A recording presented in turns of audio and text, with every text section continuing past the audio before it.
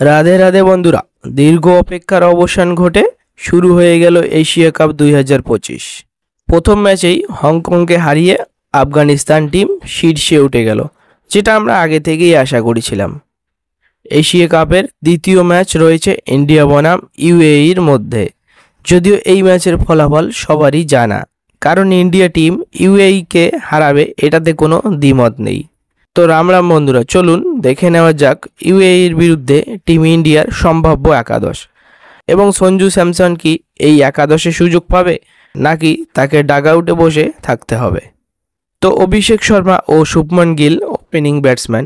অভিষেক শর্মা একদিকে যেমন বিধ্বংসী ব্যাটিং করে ম্যাচ ঘুরিয়ে দিতে পারেন, অপরদিকে পার্ট টাইম বোলিং অপশনও দলের জন্য কার্যকরী হবে। এছাড়া তিলক বর্মা তৃতীয় নম্বরে নিজের স্থান নিশ্চিত রেখেছেন, যদিও তার সাম্প্রতিক পারফরমেন্স কিছুটা ওঠানামা করছে।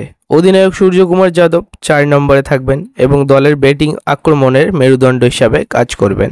পঞ্চম নম্বরে অক্ষর প্যাটেল থাকবেন, যিনি ইতিমধ্যে টি-20 ক্রিকেটে অলরাউন্ডার হিসাবে নিজেকে প্রমাণ করেছেন। হার্দিক পান্ডিয়া অলরাউন্ডার হিসেবে ফিনিশিং এবং অতিরিক্ত পেস বোলারের দায়িত্ব নেবেন।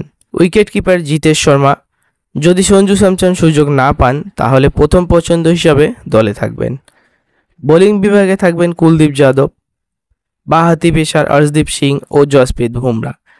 এছাড়াও বরুণ চক্রবর্তী টার্নিং পিচে মিস্ট্রি স্পিন বোলিং করে প্রতিপক্ষকে সমস্যায় ফেলতে পারেন। তো রাম রাম বন্ধুরা, টিম ইন্ডিয়া কি 2025 এশিয়া কাপ জিততে পারবে? তুমি ইন্ডিয়াকে সাপোর্ট করে থাকলে কমেন্টে অবশ্যই ইন্ডিয়া লিখবে।